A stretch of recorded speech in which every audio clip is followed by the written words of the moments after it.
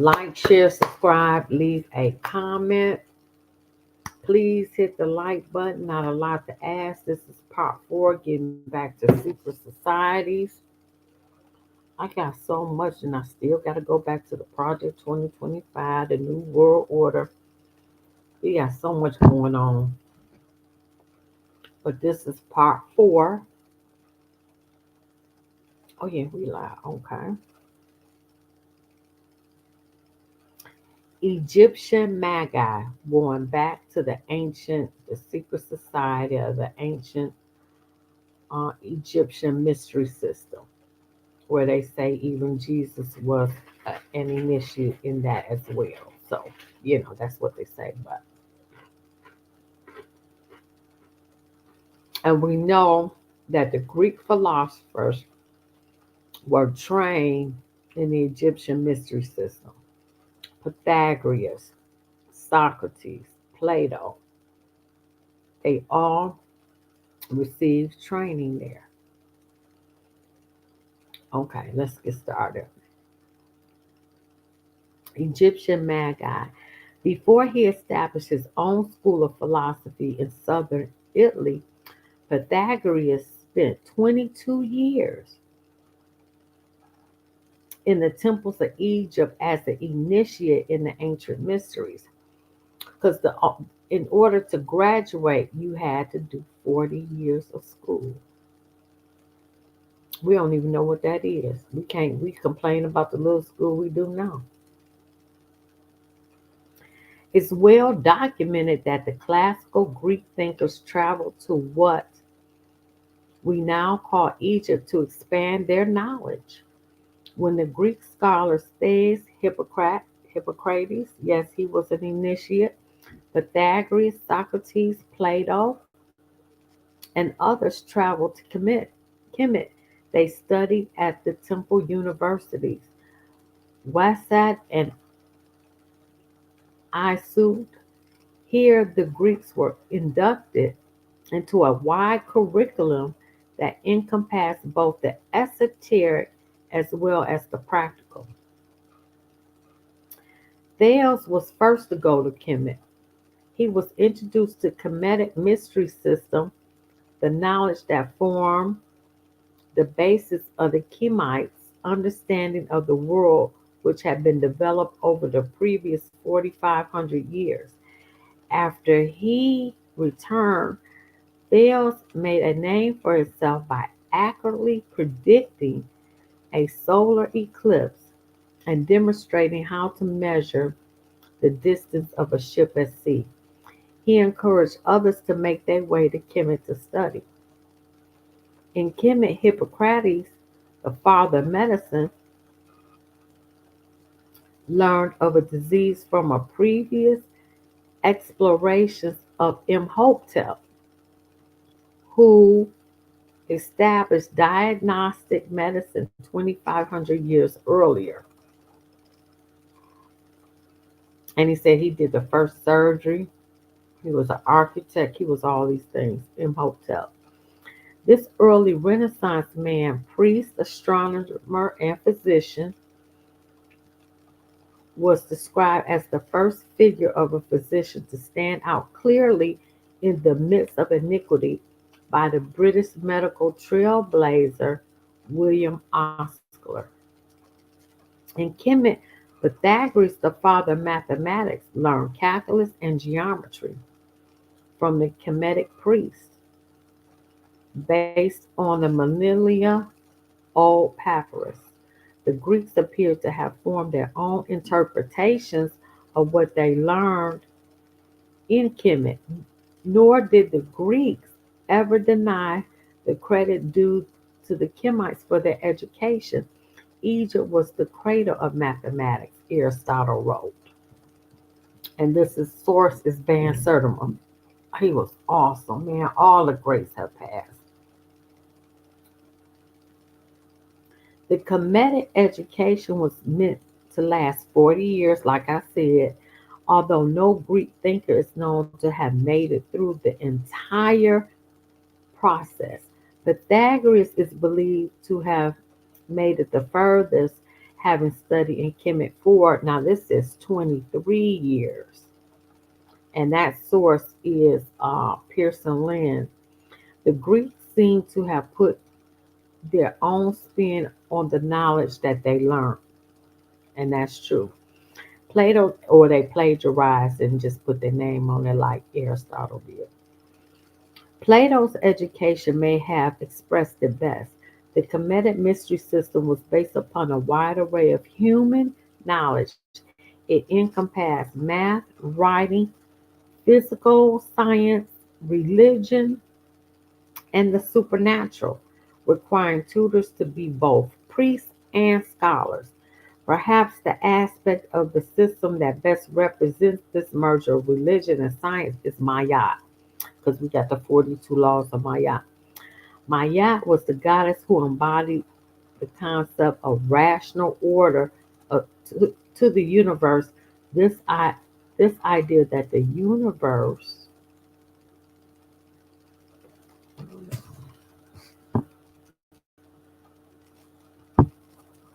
go to the next page.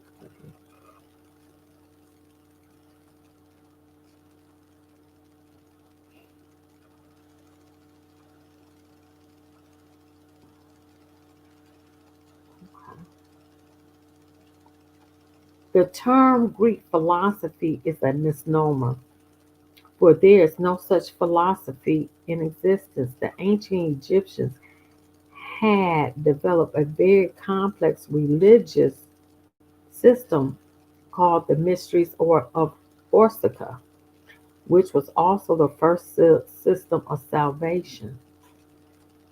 The Egyptian mystery system was also a secret order.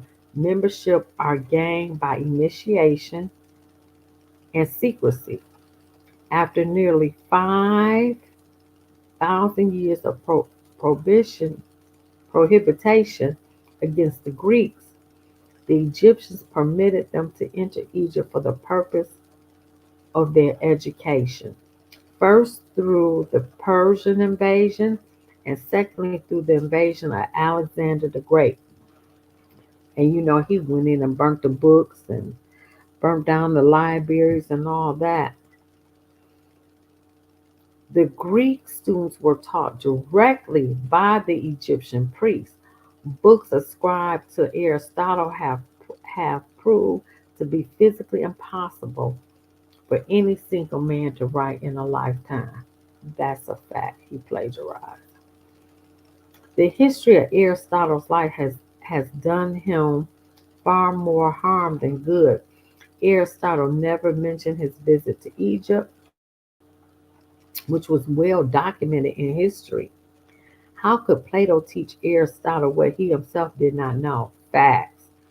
Why should Aristotle spend 20 years learning nothing from Plato? Know thyself.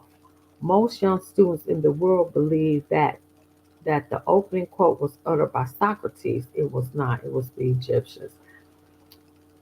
But the truth is that the Egyptian temples carried such inscriptions like the weekly bulletins of our modern churches. Similarly, on hearing or reading about the four cardinal virtues, most people assume that it was determined by Plato. False. Nothing could be more misleading. The Egyptian mystery system contained 10 virtues, of which Plato copied four: justice, wisdom, temperance, and courage. The Athenian government at that time treated philosophy for what it was: foreign religion from Egypt.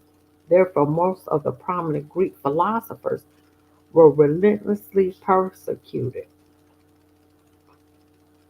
And Xerxes was imprisoned and exiled. Pythagoras was expelled. Plato was sold into slavery.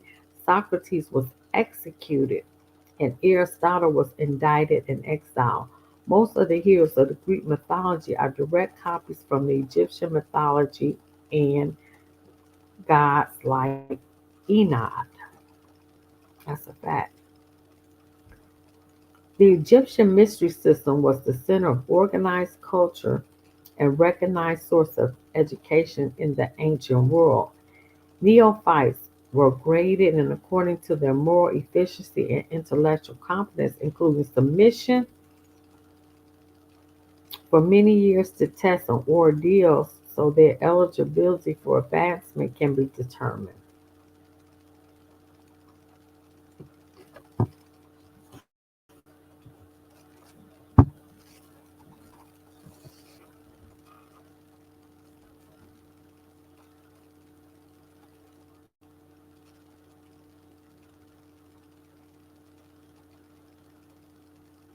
They also had their education included seven liberal arts and virtues. One was community, usually consisting of counseling, magical arts, healing, and ceremony. Lay magicians who served within this last and final caste of the Egyptian priesthood belonged to a large temple known simply as the House of Life. Laymen would come to the House of Life to meet with the magician, priest, or priestess to have their dreams interpreted. Remember, who was interpreting dreams? Daniel? Yeah, that's another dream interpreter. But anyway,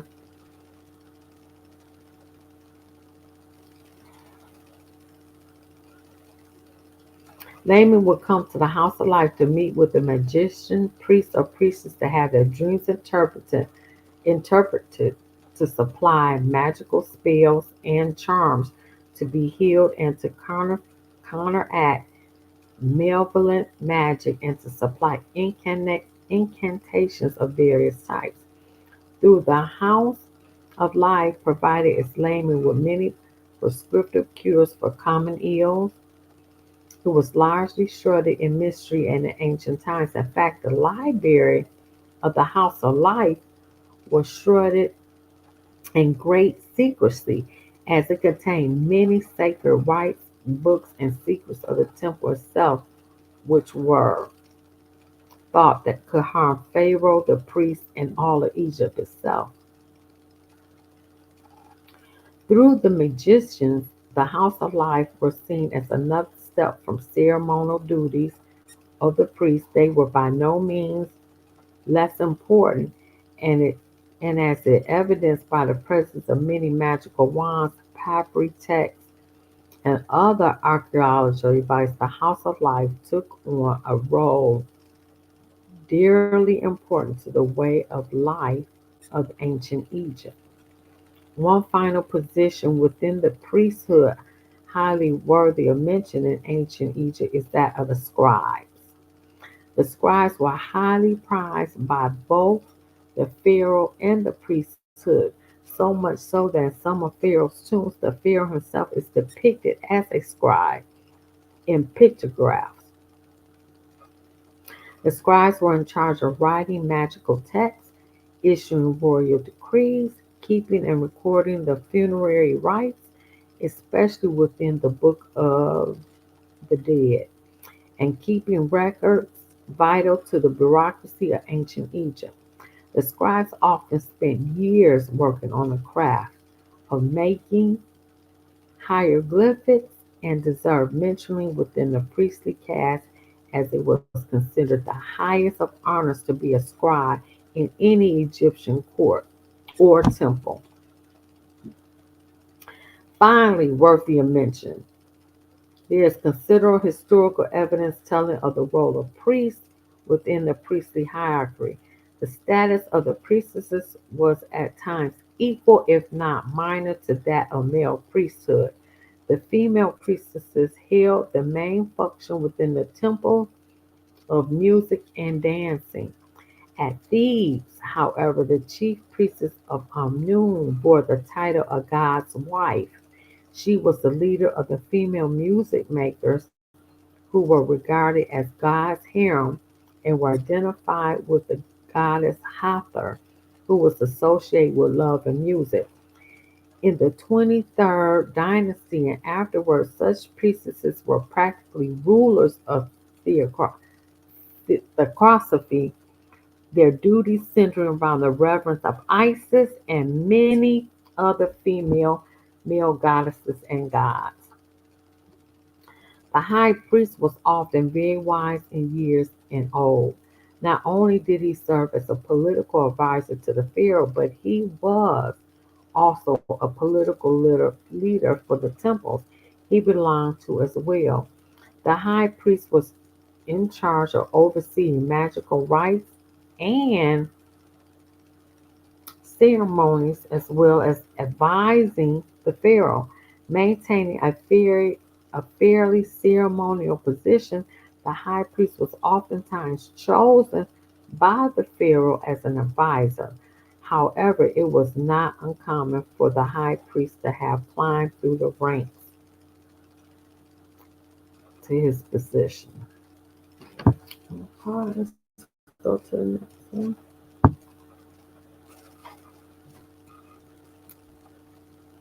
Secondly, the education of the Egyptian priests also consisted of specialization in secret systems of language and mathematical symbolism.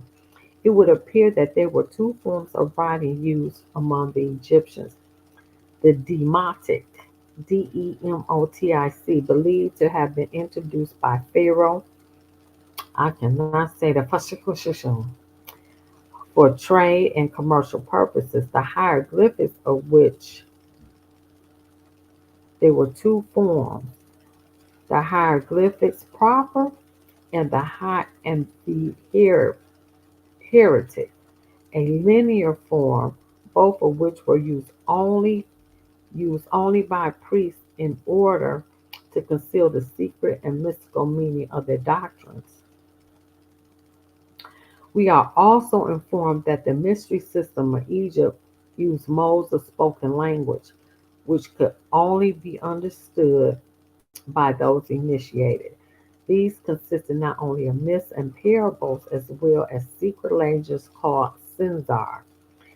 We also understand that the Egyptians attached numerical values to letters of their words and geometrical figures, including their hieroglyphics. The intention of the Egyptians was to conceal their teachings by secret codes. Egyptians' numerical and geometrical symbolism was in 42 books of Hermes, which was the oldest and most repository of mathematical symbolism. And that info came from Ancient Mystery C.H. Veil. The education of the Egyptian priests also consisted of specialization in magic. According to Herodotus, the Egyptian priests possessed supernatural powers, but they had been trained in esoteric philosophy of the greater mysteries and were experts in magic. They had the power of controlling the minds of men, hypnosis, the power of predicting the future, prophecy, and the power over nature, the power of the gods, by giving commands in the name of divinity and accomplishing great deeds. Herodotus also tells us that the most celebrated oracles of the ancient world were located in Egypt: Hercules at Canopus, Apollo at Apolloniobus Magna, Minerva at Ceres, Diana at Bacchus, Mars at Paphos, Jupiter at Thebes, and Ammonia. The Greek oracles were Egyptian initiates. Well, the Greek oracles were Egyptian imitations. My bad. Here it might be well to mention that the Egyptian priests were the first genuine priests of history who exercised control over the laws of nature. It should also be mentioned that the Egyptian Book of the Dead is a book of magical formula and instructions intended to direct the fate of departed souls. It was the prayer book of the mystery system of Egypt, and the Egyptian priests received training in post mortem conditions as well as the methods of course verification. And that's why they still don't know today how to mummify a body. They don't know. They never figured that one out. It must also, oh, okay, okay. According to Herodotus, the Egyptian priests possessed supernatural powers, for they had been trained in esoteric philosophy of greater mysteries and were experts in management.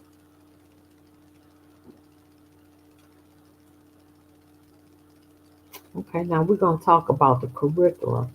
The curriculum of the Egyptian Mystery School consists of the following subjects.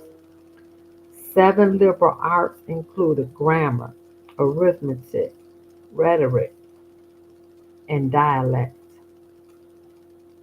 geometry, astronomy, and music.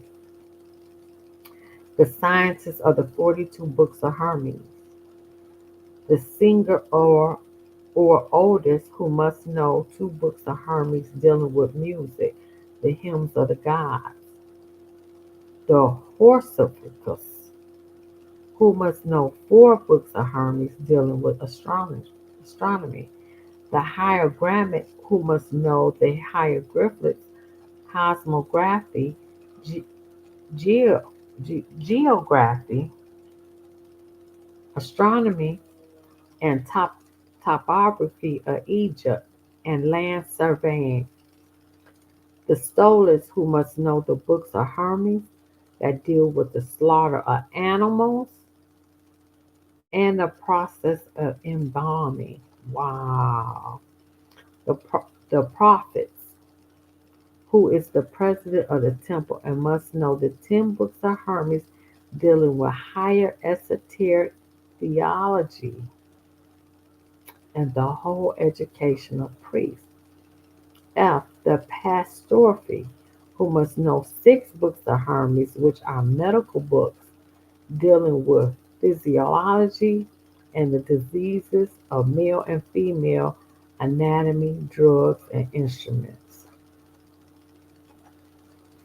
That's deep, ain't it? The science of the monuments. You must pyramids, temples, library, obelisks, fence, and idols. That's what they had to know.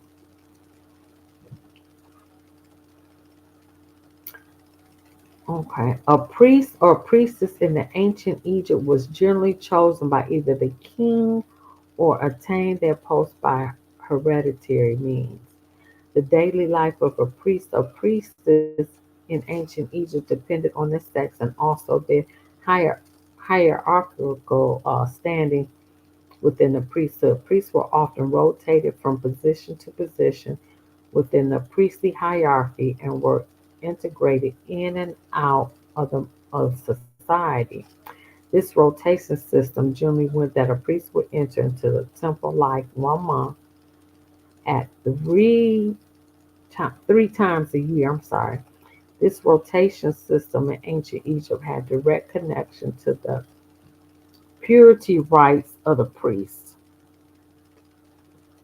Regardless of what status the priest was, there were numerous taboos and traditions in ancient Egypt. A priest had to, or what he could partake in and what he couldn't do. Of these taboos and traditions, a priest or priestess could not eat fish. Wow! A food thought to be ascribed to peasant life. Wow! Could not wear wool, as nearly all animal products were unclean. Wow! Were generally circumcised, only common among the male priests, and it was not uncommon for priests to bathe 3 or 4 times a day in sacred purification pools. It was also not uncommon for the oracle tending priest, one of the most sacred positions, to shave off all their body hair, partially to get rid of lice, but partially for purification. The initiation or atonement of a priest was essential, the same in all temples. A baptism in a sacred pool, symbolic of the waters anew. The cosmic ocean washed away all evil. Sound familiar? Then the candidate was sprinkled with oil and water as purification, led to the statue of the goddess, and instructed in the secret ways of touching and working with the statue. The candidate then undertakes a 10-day fast, at the end of which the mysteries were revealed. Within the temple structure, there were classes of priests, the administrative officials, and the largest temple Sakarnik functioned as a separate group, one not too concerned with religious perspective. They took care of business, end of the temple and its property. The religious establishment also had its classes. The temple of Anu had five different priestly sections, each with its own subdivisions. The high priest of Ptah at Memphis was called the great chief of all artisans, as all crafts were under protection of Ptah. The, these first and second prophets, mistranslated by the Greeks, servants of God, were mostly royal appointments and could be chosen from any level of society. They led the higher ranks of the priesthood in ritual functioning of the temple.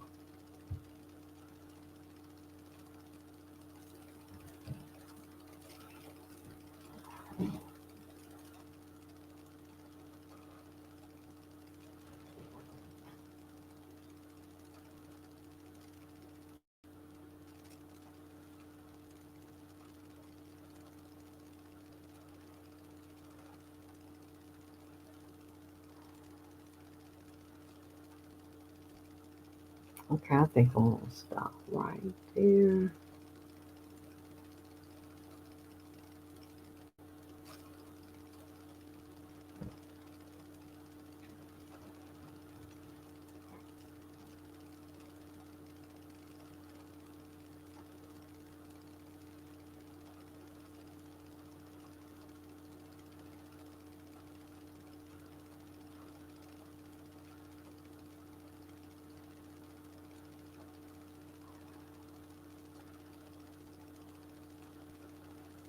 Oh, wait a minute. Oh, yeah, I am gonna stop right there because then we're going into the next group.